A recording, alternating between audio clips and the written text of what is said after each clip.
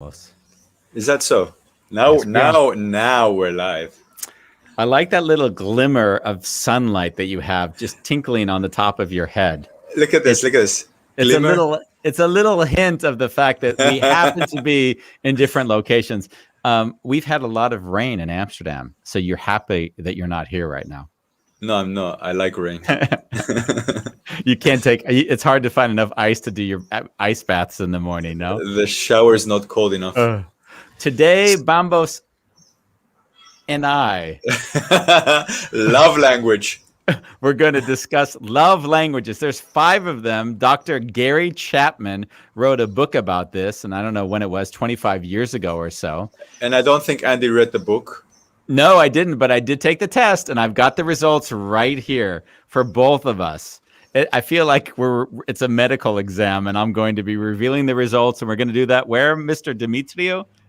On a wonderful chaos, Mr. Shalev. On a wonderful chaos. In Cyprus. Bye-bye.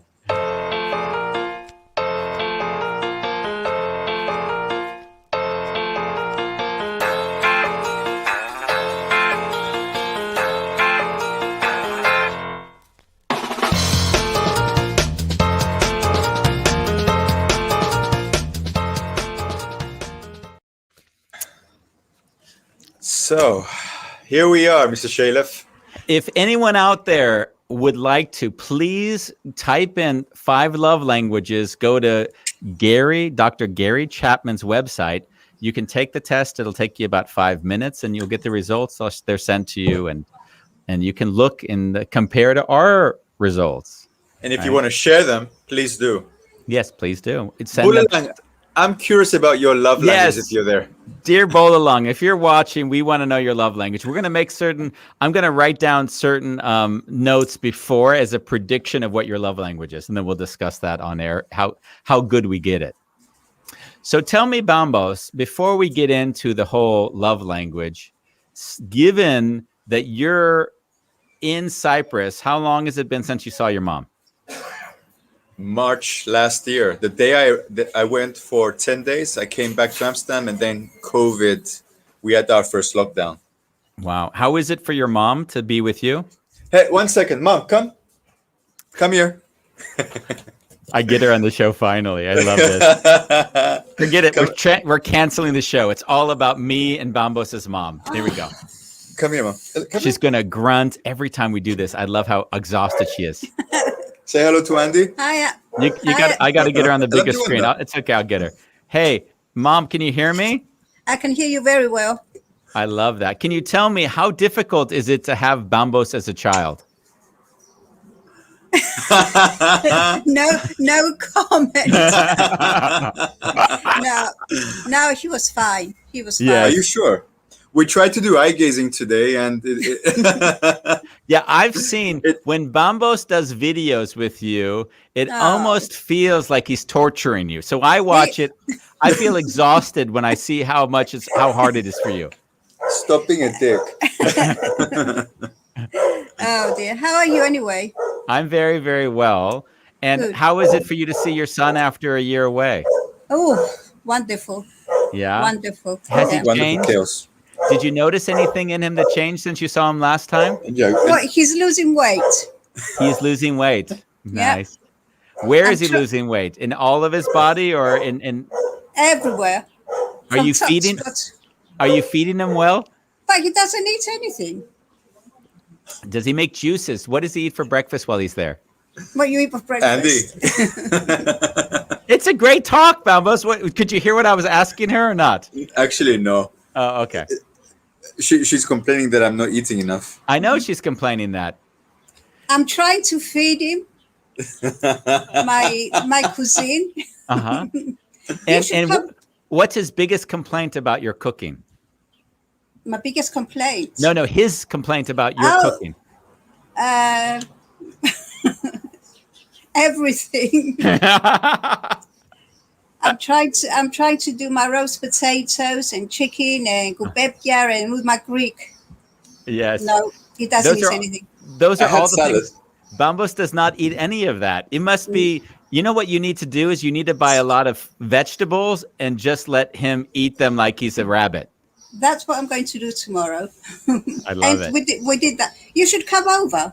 I'm gonna come. I mean, I've been discussing it. I You're welcome.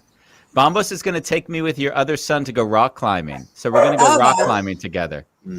Good. I'm looking She forward to wants that. to put some calories on And you, sea Andy. diving as well. He does diving. Yeah, he does diving as well. I know. What makes that your children are so active? Because each one of them is so active, it's quite unique. What was it that made them so active? What made you? I don't know. I can't hear him. What made you to be so active? You're Actually, son. Oh, go ahead. Costa is more active than Bambo, I think. My brother. I know Yeah. they are, but I mean, I don't know. he climbs mountains, he dives, he's like doing crazy stuff in the world. I can't watch him. No, I can't watch him. Yeah, Fascinating. Yeah. Well- When you come over, I feel like my parents are talking about me. Yes. Well, thank you for bringing Bambos into the world. He's brought a lot of joy into people's lives, including my own. he's always talking about you. Nice things. I hope Okay, not. Andy. I'll try to change that on this show if I can. Okay, Andy. Love you. And tell us what you're doing. What do you want us to send over? You're going to send me that cheese, that great cheese that Halloumi. always comes. What, Halloumi. just the cheese? Just Just the halloumi. halloumi. I just love the halloumi. Okay. My mama's love language is being of service. It's not of touch. I can already tell you. Her love language is not touch. Bye, Andy. Bye. Bye. Bye. Mommy. I love it. Hilarious. That is fantastic. By the way, your green screen is on over there, which I love to see because when your mom was on, you didn't realize, but her whole shirt sort of disappeared into the sofa. Oh, really? Interesting. It's really funny to see that. So, Bambos, wow, that was special. You don't even know what I spoke to your mom about just now. And I can just fantasize. And I just saw hands. I saw your excitement, and I'm like, oh, the fucker's really digging. I treated her with love and respect. I did not do anything you'd be ashamed of. I guarantee you. Oh, please. Yes. I've done worse. Oh, But today we had to do a couple of retakes on A Wonderful Chaos. yeah. We have just Bolalong. We didn't get a chance to share with your mom those lovely eyes Bambos got from mom. She's so beautiful. So thank you, Bolalong, for seeing that as in the eyes. Bolalong seems to say that he wants to know where the link is for the thing. So I don't know where the link is. I should have sent it out earlier. I can put it under. Give me a second. Okay. You can put it on, and then you can take the test. And we already have some of our usual suspects have already taken the test and shared their results. So we're going to share our results as well. Bambos, while you're doing that, I might read something out from the website, the story of the 5 love languages, right? So in the early years as a marriage counselor, Dr. Gary Chapman noticed over and over again that couples would voice similar complaints regarding their marriage. One spouse would say something like, I feel like he doesn't love me. The other would protest, I don't know what else to do. I'm doing everything I should be doing. Recognizing a pattern, Dr. Chapman poured through years of session notes. He asked himself, when someone said, I feel like my spouse doesn't love me, what do they actually want? Surprisingly, their answers fell into 5 categories, revealing a unique approach in how to effectively love another person, right? More than 25 years later, this revolutionary concept has improved millions of relationships across the globe. The premise is simple. Different people with different personalities express love in different ways. Gary called these ways of expressing and receiving love the 5 love languages. The words are words of affirmation, acts of service, receiving gifts, quality time, and physical touch. Each individual has at least one language that they prefer above the other. And this is where it gets interesting. And that's basically where it ended off. Yeah. Nice. So I don't know how I originally got attuned to this. You may have asked me about it once. Do you remember discussing that at some point? No. It's not something that I would discuss with you. Well, I had a client of mine who was having trouble in a relationship. And the trouble was not all that dissimilar from the one that was just discussed, is that one kept saying, I'm doing this, I'm doing this, I'm doing this. And then the other said, but that's not what I want. That's not what I want. And it was humorous because it was the first time I didn't even know that this love language thing existed. And I said, guys, do me a favor. Do the love language assessment thing on the web, and just so I can see what is it that you guys are really wanting from one another that you're not able to give each other. And that's and one of them did it, the other one didn't. So that was it didn't help much, but it did help me. And that when I saw the results of the person who I asked to do it, it affirmed what I was thinking, was that their love language was very different than the one that the person asked for. Yeah. Okay, give me a second. Yeah. I see someone asking about the results of the thing. Now I'm looking at Jessica. She the link didn't work, so she put another one. Oh, okay, 5 great. languages. Thank you, Jessica, for doing that. So Bambos. Oh, sorry. Andy, go ahead. slow down a bit, because there's so much like I Mama was here, then we jumped to this. I'm still. I love it. Let me slow down. Going too fast. Going too fast. I'm slowing down. Yeah.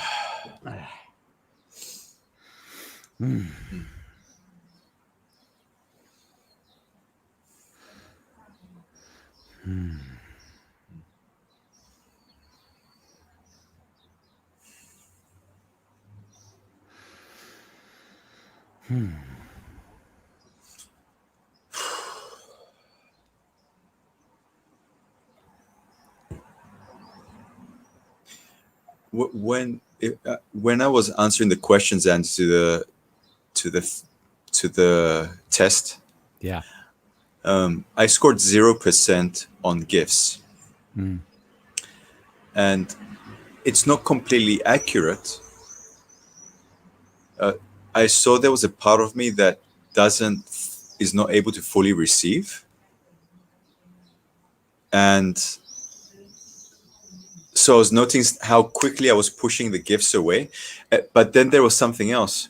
When you signed a book and it took you a year, let's say, a year and a half, yeah, the intention was more important for me than the actual physical gift.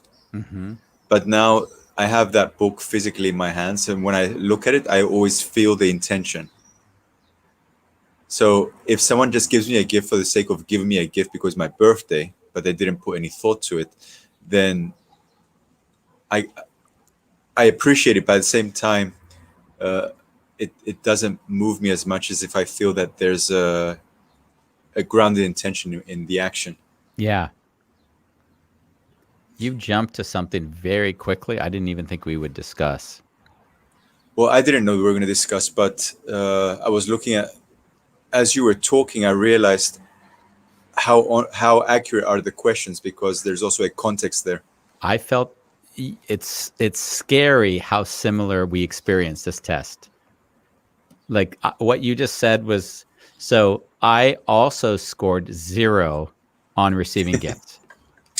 So we both scored 0. Just we're going to give the results, but we both, so our, in doing the assessment, our score of how we want to receive love when it came to receiving gifts was a 0 for both of us.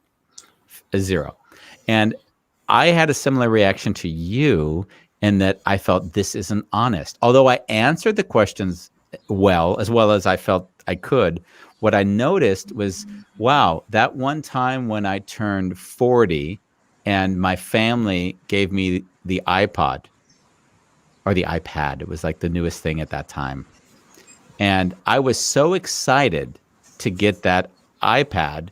And if I had bought it for myself, I wouldn't have been excited because it would have just been something. But to have received it, like I felt just somebody cared about me enough to give me this gift, right? The family, or to think about it. What would I enjoy?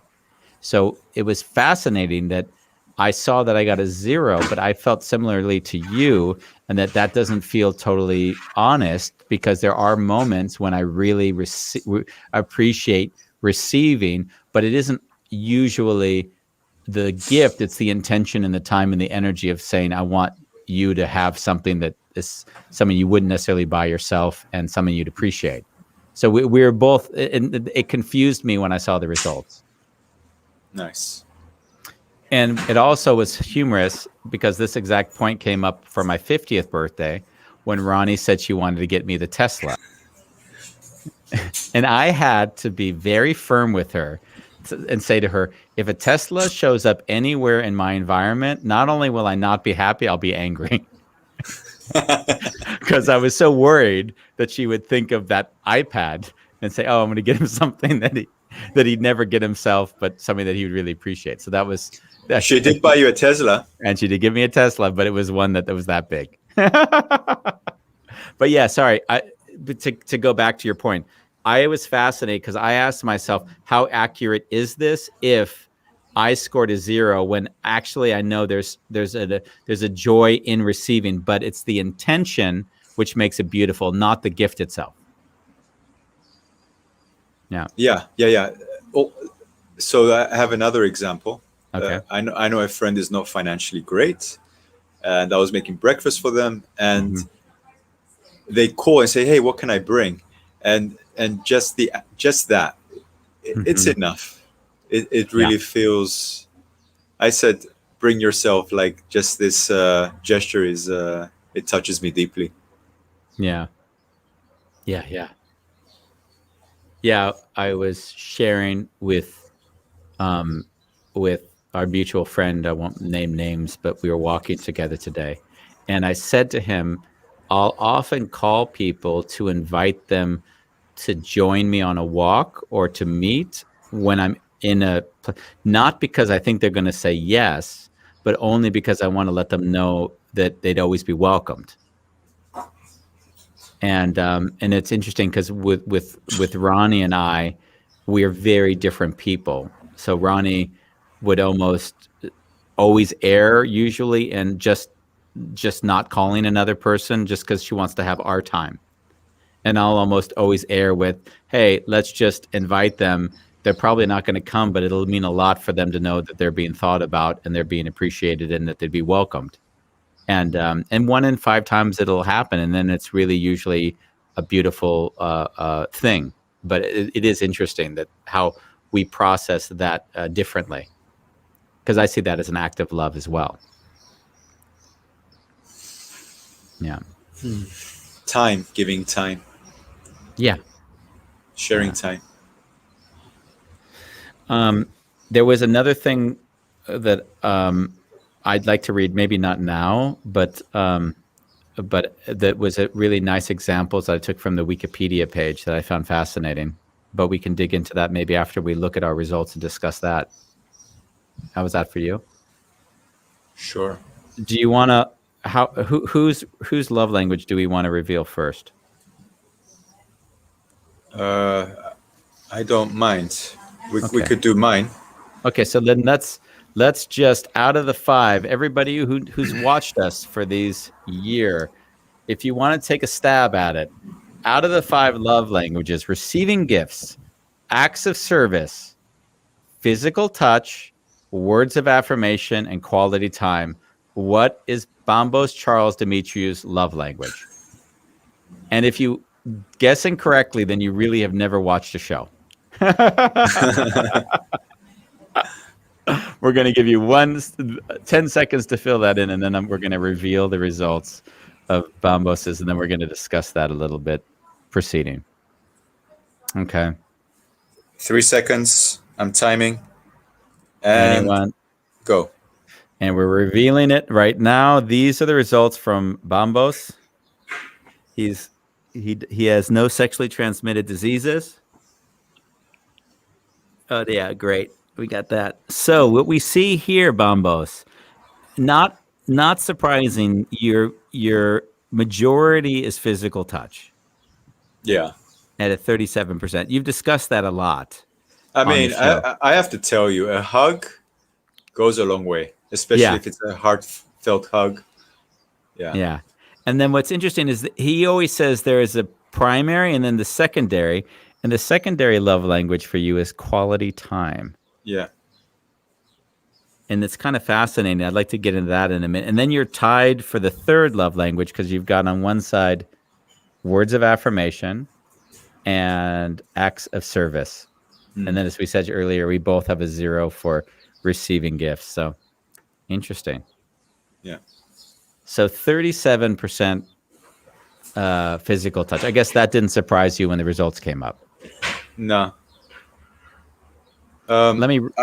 I'm just going to turn off my notifications. Okay, please. Which one was a tie? Quality time. You had No. You had words Service. you had acts of service and words of affirmation were 17%. Both were 17%. So words of affirmation, I also would have a 0. But that part, I had certain individuals come into my aura, and I felt, oh yeah, when this person shared this, that they made time to share that with me. It was really beautiful and it touched me. Normally, I have a hard time again receiving words of affirmation. Yeah, I think we're both the same on that one as well. Yeah, you have a hard time also with that. Yeah. I mean, what I saw was that, and now I can read out what it says because there's a little bit of a narrative underneath this. A person whose primary language is physical touch is not surprisingly very touchy. Hugs, pats on the back, and thoughtful touches on the arm. They can all be ways to show excitement, concern, care, and love. Physical presence and accessibility are crucial, while neglect or abuse can be unforgivable and destructive. Appropriate and timely touches communicate warmth, safety, and love to you. Yeah. You know what? What's that? Can I be very honest? Please. I don't want you to read the descriptions. Do you know why? Oh, why? I think we could come up with better. Sorry. Yeah, I don't want to be arrogant, but I noticed I lose my focus when you start reading. Yeah. Well, I didn't read that. That was the only one we had, by the way. So we can stop on that one anyways. But You're right. There was, I look at my own definitions of touch. So a person who would, who identifies highest on physical touch would be someone who feels connected to another person through the act of touch, more so than speaking, right? Yeah.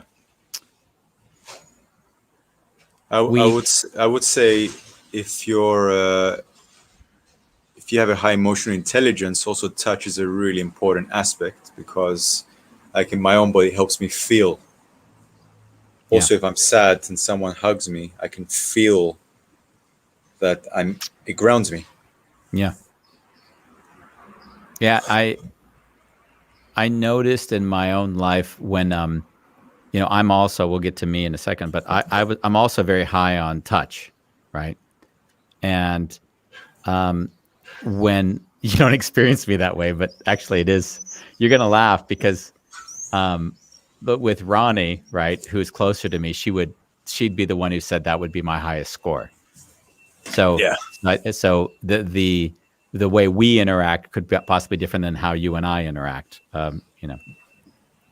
but I remember I was talking to Ronnie a week ago where I used to, when I was managing at the big computer company, there would be people that I would work with, male or female, and I'd often touch them like as sort of like supportive, like loving, connected, and at some point I saw that one of the women said, "Hey Andy, this doesn't feel good," and it was interesting because I didn't associate anything sexual to it as I had done it, but then it dawned on me at that moment, I forget that just because I don't feel any intention in this, and we were also very close, by the way. So it wasn't like we were just we'd go on vacations together with me and her husband. So we were all very, very close knit kind of friends.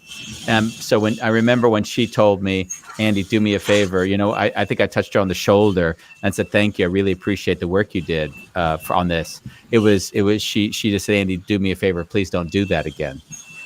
And it shocked me because in my mind, I had no intention, but I also realized that physical touch was something that I often associated with how I communicate love with others in any context. Yeah.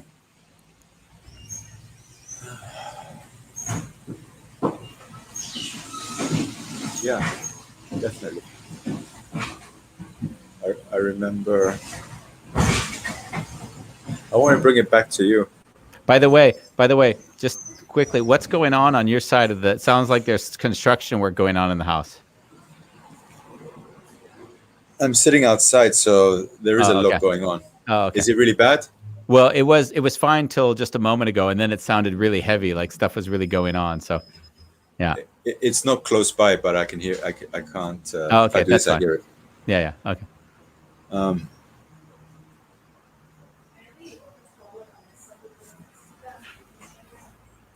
I always said touch is like oxygen for my soul.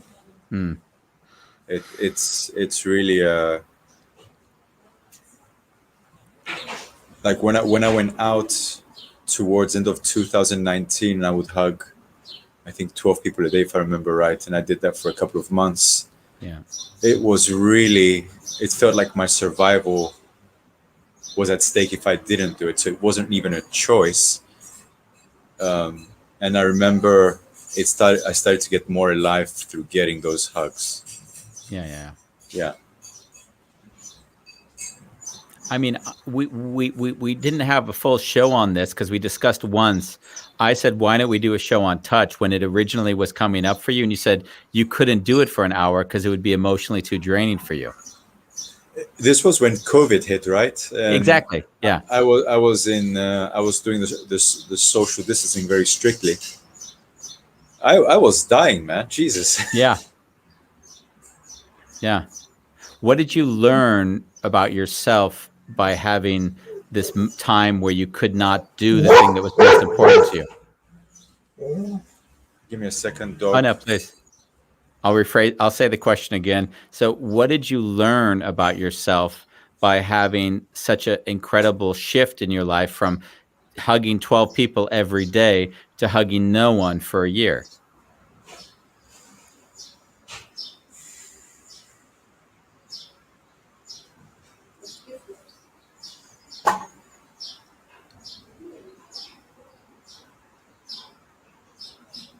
A lot. Like my physical reaction to your question is I'm really clasping my hands. Wow.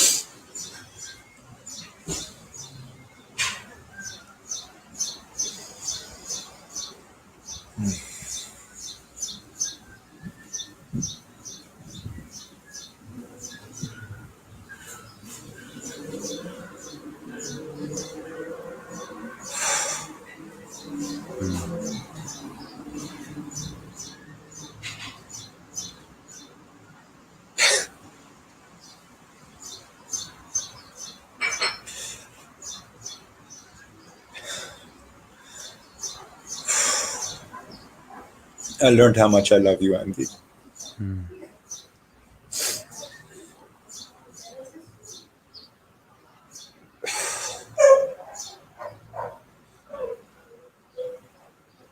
I saw that spending time with you in that year was, I mean, I even ended a relationship that was fresh just because the woman chose not to do social distancing. And this podcast and our connection and spending time together was not even for compromise in that time. Yeah. And And the reason I'm crying is because the idea of putting you at risk and losing you, like we're all gonna die, yes, and I'm not ready to let you go. Yeah. So that's what I learned. Yeah. In a way, what I hear you saying is that you withheld the thing that was most important to you because you felt like you might lose the thing that was most important to you. Yeah. That's beautiful.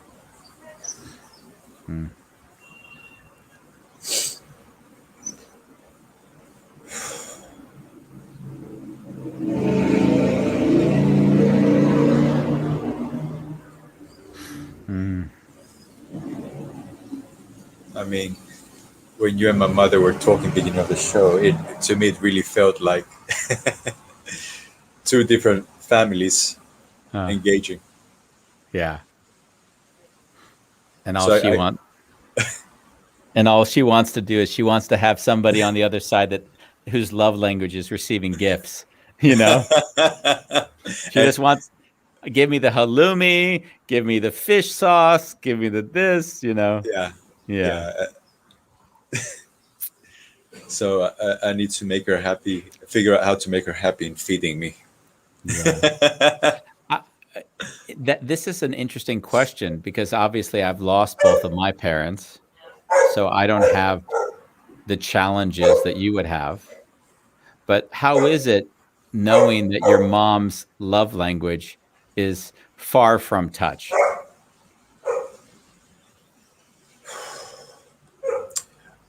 We did a Q&A today, and it was things like what scares you the most, or what would be a nickname you would give me, like really random questions that I came up with. Okay. And what I said was, I don't think it's not that her love language is love. It You mean touch? Is that what you meant? touch. Sorry, but there is an inability to receive love Yeah. because love can be taken away from her. Oh yeah. So, so if I look at the five love languages, what I see with my mother is that these five, she's more easily giving than Yeah. receiving, and even the giving is a challenge. Yeah. Yeah. And I would say food, she doesn't have to express it physically, but kind of the creation of it comes out. Yeah. Yeah. So there's a sense of nourishment. Parent, Yeah. you want your kids to be healthy, right? Yeah. Yeah.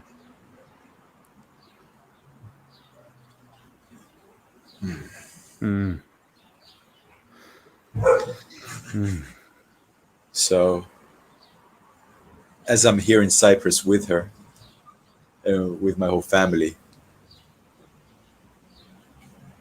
I'm just here. I see, oh, I need to hold space here. There's nothing to solve, and give love and creating memories with them. When I make Yeah. these videos, I'm really creating memories. That's what I saw. Yeah. I didn't post half the stuff I made with her today. Yeah. Oh, wow. So I'm really enjoying being back. Yeah. Yeah. And your sister, what would you say your sister's love language is?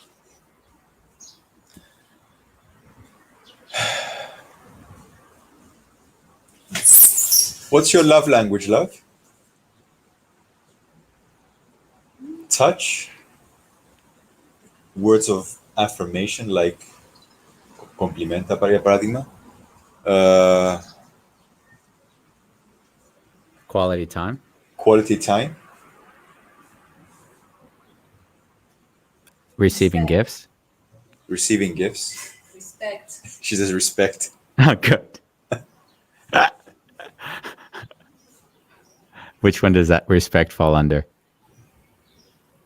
Acts of service, physical touch, quality time. They don't have respect as a form of love here. So I would say respect is the intention again, right? Yeah. Communication. Yeah, communication. Communication. Yeah. So I love to hear how she talks to you, by the way. Andy loves to hear how you talk to me. What the fuck? Exactly. I hear that. Although Yeah. she didn't say it, I heard it. He heard it. Oh, you heard me? Actually, the whole world heard you. No. We're live. She's gonna throw a chair at me. Oh, beautiful. Yeah, you should warn them that they're live, Bambos. We do know. We do I know did. we do know that your family sometimes is a bit anxious about how much you share online. Now they are going to be sharing online as well. They don't even know it. That's beautiful. We have some people that have shared their love languages, by the way. Let's go. Just to share a little bit of that. Yes, Jessica shows her love language is 33% physical touch, so basically the same as you. 23% quality time. 20% acts of service, 20% words of affirmation, and 3% receiving gifts.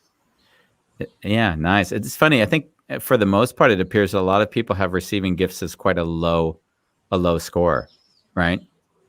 Yeah, I imagine there's a skewing of the thing because we discussed earlier. Like, who wants to say they want to receive gifts on the on the test? It makes you look a little bit, yeah. I don't know. So that could very well be what skews a bit of the results. We also have Iris Offer coming in that says she's 35% quality time, which is more in my direction, which we'll get to in a second. 32% words of affirmation. Wow. You're doing a great job, Iris. 23% acts of service, 10% physical touch, and 0% receiving gifts. She's also at a 0%, which is kind of nice. If I look at while I'm trying to understand something, it's 23% words of affirmation. Was it really funny because with Iris we met for a walk last week. And she said to me that she really did appreciate it when I believe she said this, and if I'm making this up, please correct me, Iris, how appreciative she was of just showing recognition of her being part of our journey because she's watched every single show we've done. So in some ways that would also speak to the words of affirmation, just showing the appreciation of her for being there and supporting us. So that would connect to that shape or form of love. And we have Magda in Austria. She's mine. What is the mine? What am I missing there, Bambos? So that's the first one. Sorry, 32% quality time, 29% touch, 16% service, 13% affirmation, and 10% gifts. Beautiful. I love it. All right, is someone talking to you, Bambos?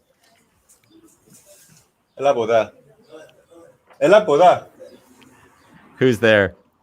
My nephew. Is he the nephew? Is he the nephew that appreciates our show? Yeah. He's the daughter, right? He's the daughter. He's the son of your sister. Oh, that's great. I love it. We can talk to him about his mom. That'll get her really angry, I'm sure. It might be nice to. Let's not do that. That'll make your time there a living hell. I guarantee you that. Let's reveal mine, which basically I have to say changed. I did this about 2 months ago, I believe, and the scores changed. So I'm going to present mine for the moment. We'll got to go to the bigger screen so that we can see this now. So mine, my primary love language is quality time at 32%. My secondary love language is touch. Is that right? Physical touch at 29%. Yeah. And then my third is acts of service, right? And the fourth is words of affirmation. And the last one is receiving gifts. The last time I took this assessment, the words of affirmation was also quite low. So this was also closer, and and my highest score was physical touch, was over 30. So for some reason, when I took this the last time and this time, something changed. So 2 months ago. yeah, 2 months ago. Yeah. When I looked at the assessment and saw these scores, I was also, as I told you, a little bit confused. For the one, because we discussed the receiving gifts and how I felt like, hey, there are times I really love receiving gifts, but it's usually the intention of the gift more than the gift itself. So in some weird way, I think I see the receiving gifts as sort of connected to, I would almost say quality time. Weirdly, in the way I experience it, and for me, I also had a challenge with it because I also felt I am quite independent. So, like, there are love languages, but I feel to some degree I don't really feel dependent on Ronnie to give me those things. So it's not like I would ever say, Ronnie, you're not giving me what I need. Like I don't think I've ever heard those words uttered from my mouth in my relationship with Ronnie. And yet, when I look at her assessment, we also have a very similar love language. So it's funny because I realized, well, maybe we don't actually have to pay attention to our love language differences because there aren't many differences. There's something that I experienced in your relationship which is really beautiful. Yeah, what's that? Is you guys can dance in between the polarities. Okay. And you give each other so much love and presence, and I would say presence even more, like just holding that space for the other person and allowing the other person to be, respect. True. That when that's as a basis in a relationship, what I see is you guys could have like 2 weeks of not touching and you wouldn't feel that the other person doesn't love you, if that makes sense. No, it totally makes sense. I took, imagine I went and told her I'm going to travel for 3 months across America alone, right? Her love language is touch. So in making that decision, I also made a decision for both of us that she wasn't going to get touch, at least for I think it was 2 months. I think we met after 2 months of my trip. And you're right. I think there was a beauty to it. Although we both knew it wouldn't be easy, there was also an aspect of this is bigger than both of us. This is a journey you need to take. So yeah, there is a respect clearly that I think it's almost, I'll do this Harrison assessment. And the Harrison assessment is polarity test. It tests where is there an imbalance between a gentle and a dynamic or an aggressive trait. They use the XY axes for those who've never seen me do it or use it. And the one thing that always fascinates me is there's one of these quadrants that they measure which has an influence on all the other quadrants. And in general, a lot of the quadrants are very independent of one another. And the one that has the biggest influence on all the other ones is an individual's ability to deal with stress. So the more under stress a person is, the more likely they are to succumb to all of their bad behavior. So if someone has a very high stress threshold, then you'll notice that they don't flip as much. So I guess what I equate that back to what you just pointed out, which I also feel, is that there's a very strong basis of trust and love, which is so that even if we're away, that basis is stronger than our needs. We don't blame the other one for what we're not getting. In fact, what I've noticed is we share it, and then we hold space for the other, and then we get closer, even if we're not giving it physically. The sharing of how hard it is for both of us is actually part of the thing that makes us closer in that process. So that would go to communication, what your sister mentioned earlier. Beautiful. And I would say that's what I feel like I was not able to do in my former relationships, which is now just part of my DNA. Which isn't to say it's perfect, obviously, but if there's a glimmer of unhappiness, then I'll ask what's going on. Or if there's something that's not being spoken and I feel intuitively what it is, then I'll actually say, hey, we haven't had touch in a while. How are you? What's going on? Like I'll try to actively find or support instead of just passively saying, oh, you're okay. I'm okay. You're okay. I'm okay. Like that isn't how I live in my relationships. I try to feel and not assume too much because we've already discussed how assuming creates a lot of trouble as well. Yeah. So yeah, quality time is the most important for me, which is interesting because I told you my second is physical touch, and you always laughed and said that you didn't think physical touch was important for me. But I would say, as I mentioned in the last one, physical touch was the top score for me last time I did this assessment, and the reason is because that's how I received love as a child from my mom. So in a way, I very much associated the back scratch, which would be the way I would say, like the biggest act of love that I receive is a back scratch from Ronnie in the evening. And so that would be, for me, if you had to say, Andy, what's the thing where you feel like you receive love? That would be the thing that would be number one in terms of how I receive love, is a back scratch in the evening. And I would say, and it doesn't go missed on me that was the same thing my mom would do as a child. Scratching your back. Yeah. So in a way, and Andy, yeah. 1 second. I'm getting this image of Rani, you with your t-shirt off, and she's just scratching. Yeah, it can be soft, it can be hard, it can go many different directions. Sometimes it leaves blood and marks, other times not.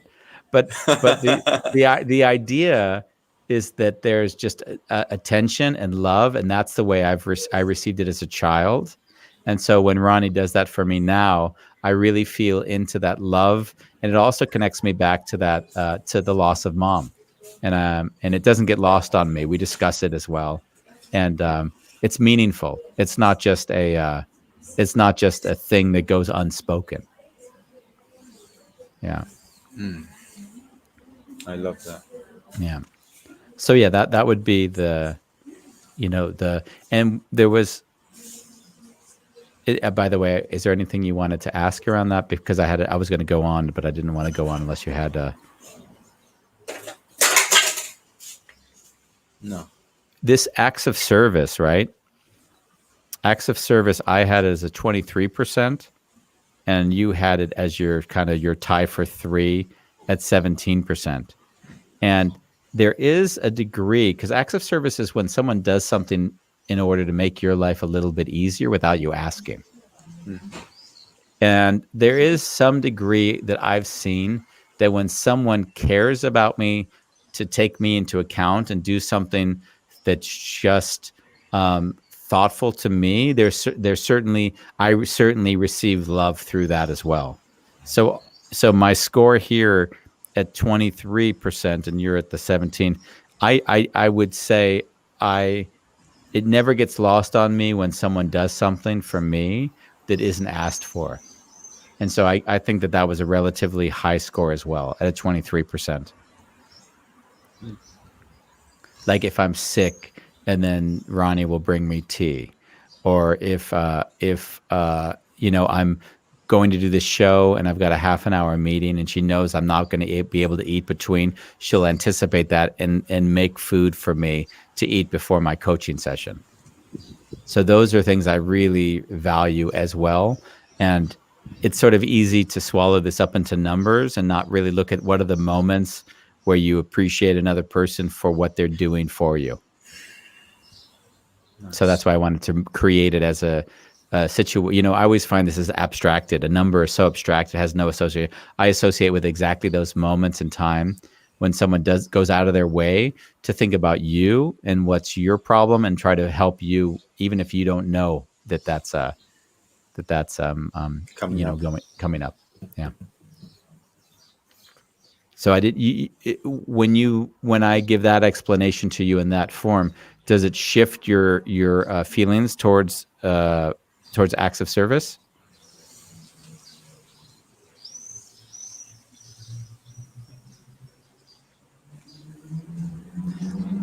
I can't answer that question right now. No. So maybe I guess I would need to redo the test with no, that. but yeah, exactly. Because that's what I found is as I was doing the test, I had that story in mind, which is why I gave it a higher ranking. If it was, some of it was relative to something else. It felt like it was a very simplistic test to get a very complex answer. That's what it felt like to me. Yeah. Yeah. There was something else that I took from the Wikipedia page that I wanted to read. Is that okay with you? No. Okay. Go That's on. what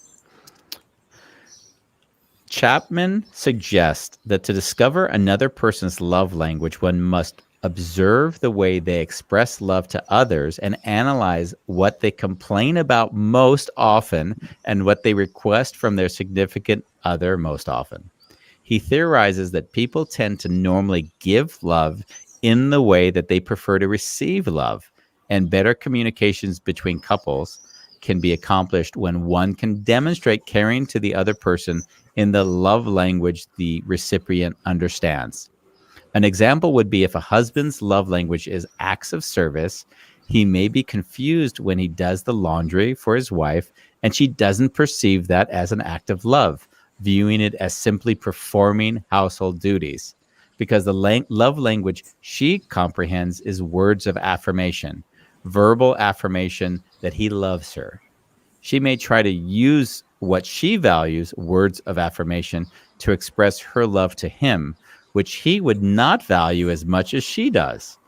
If she understands his love language and mows the lawn for him, he perceives it in his love language as an act of expressing her love for him. Likewise, if he tells her he loves her, she values that as an act of love. Yeah. When I heard this read out, I kind of laughed because I realized I've had that discussion in a coaching session at least 3 or 4 times. Even mowing the lawn, even the specifics of mowing a lawn. Honey, I mowed the lawn. I know, but you're just doing the thing you like anyways. How does that help me? Right? That was the feeling. Yeah. And I found that fascinating. Just that it's one of these things that's so obvious when you think about it. And of course, we can criticize the test itself as being too simplistic. But in the end, it's undeniable that we want to receive love a certain way. And by our nature, we assume unknowingly that other people want to receive it the same way we want to receive it. So let's say the test is very beautiful. Yeah. Like it kind of gives a nice guideline. I kind of had this vision, if you would translate the 5 languages of love into the Harrison assessment. Yes. Because what this Harrison assessment does brilliantly, it will ask similar questions, or at least they appear similar, but in different ways. So it kind of doesn't allow your brain to it doesn't allow you to trick the system. Yeah. Yeah. I agree. I think the test that we did this morning when I did it, I just saw that it's so black and white. It doesn't, you can bypass it. Yeah. And I think I told you that I also got different scores in my love language was touch, and now it turned into quality time. And if I'm honest with myself, I really do feel like touch is still the highest for me, even if it didn't show up in the assessment itself. Yeah. Yeah. Nice. I think it's also context and where you are today. True. That is clear as well. When you because we actually dedicated 2 or 3 different shows to touch. We actually did one show where we went 15 minutes in and then our guest ended up showing up. Now, I guess it was obvious to you that your love language was touch before you did this assessment.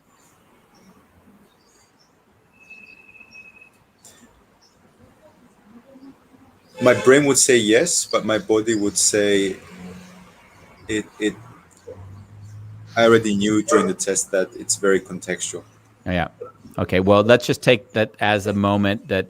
So let's assume, because of our contact, that is your love language. How many times have you gone out with individuals where that wasn't their love language?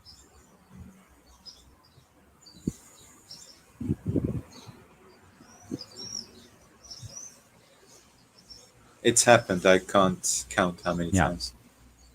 And do you remember how it was?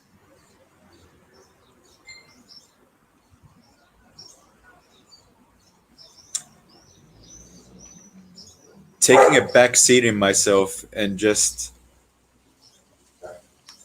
being very curious as to, with the awareness that not everyone is like me.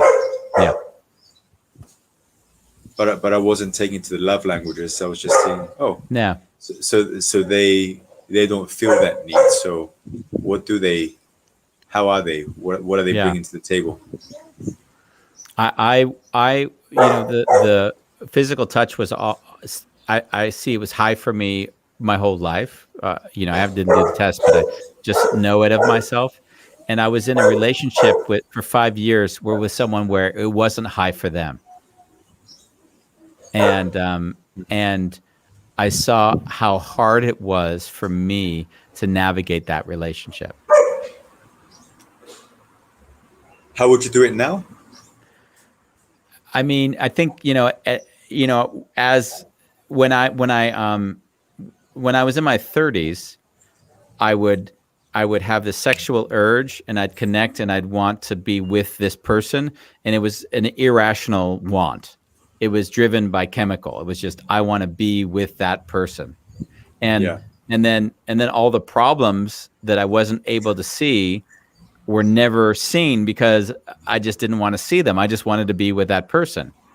And I also saw that I could love the person even if I wasn't getting what I needed, but in time, resentment would start to show up.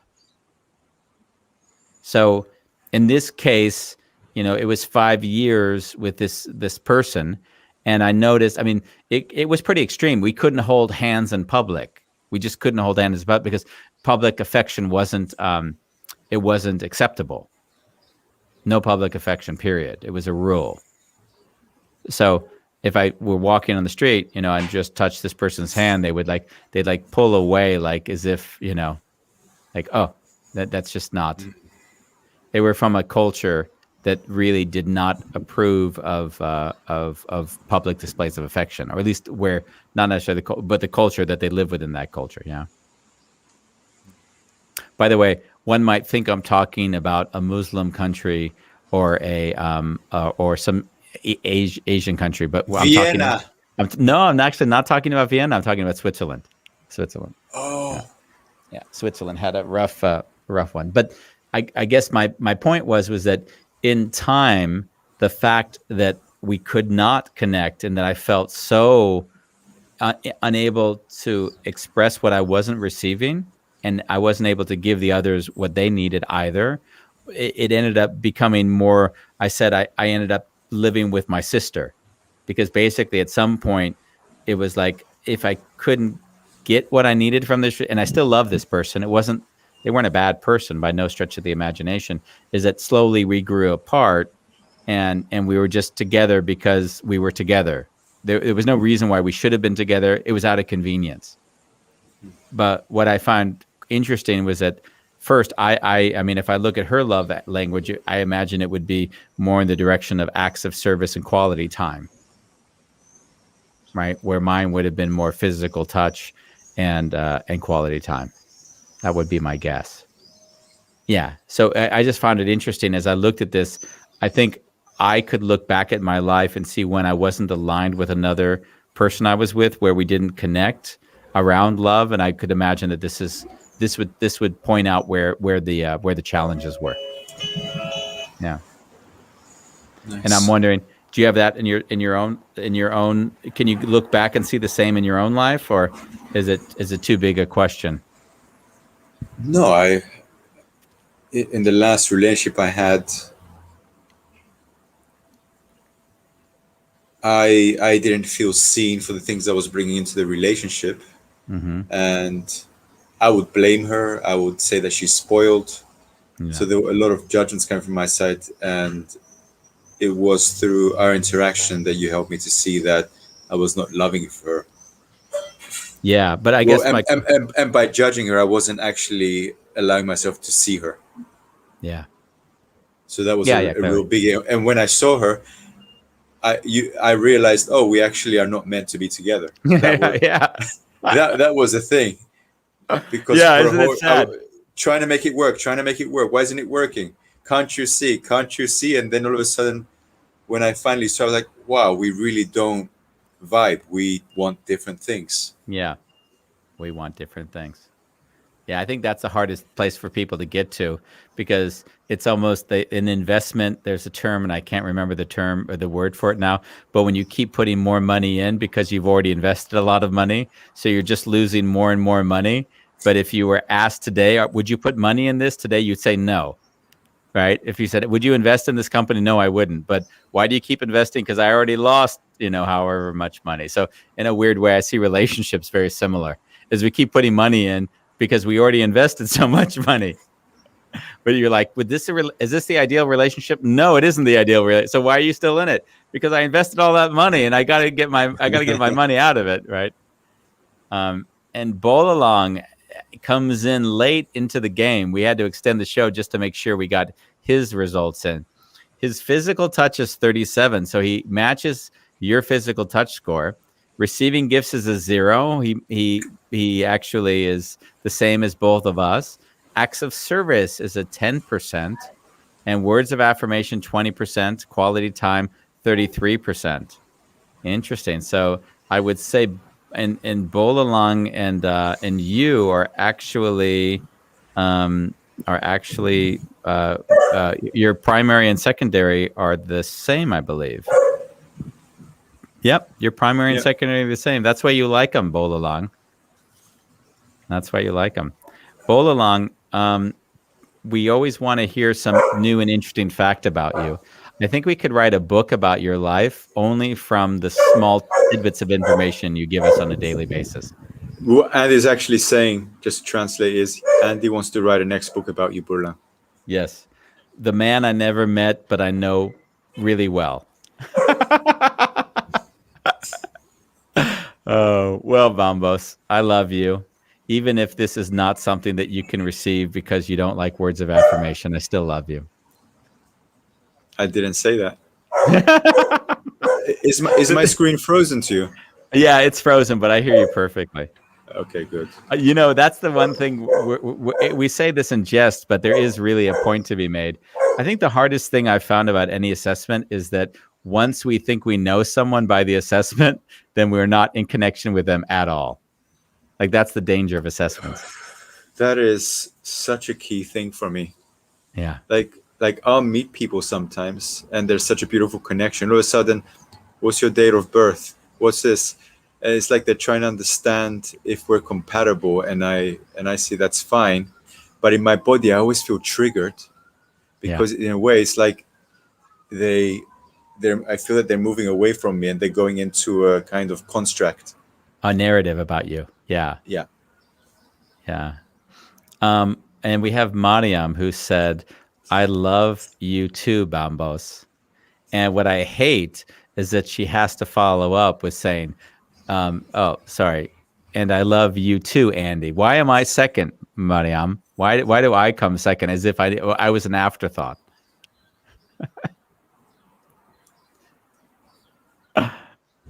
You're not frozen anymore.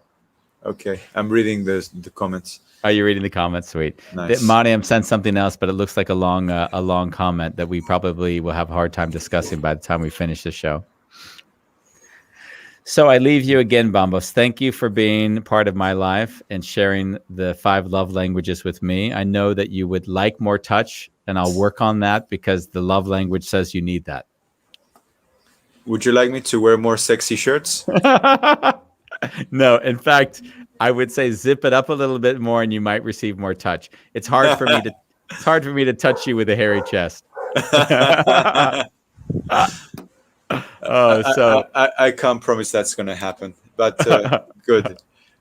So thank you for joining us today. We'll see you then tomorrow on another episode of A Wonderful Chaos. Hey, 1 second. He wants to say it. Come here. I can't see anything. Where are you, Bambos? You're totally frozen now with that shit-eating grin on your face. Okay. So I can't see a damn thing. So I'm going to take us out. We welcome you to see us next time on A Wonderful Chaos. Thanks for being with us.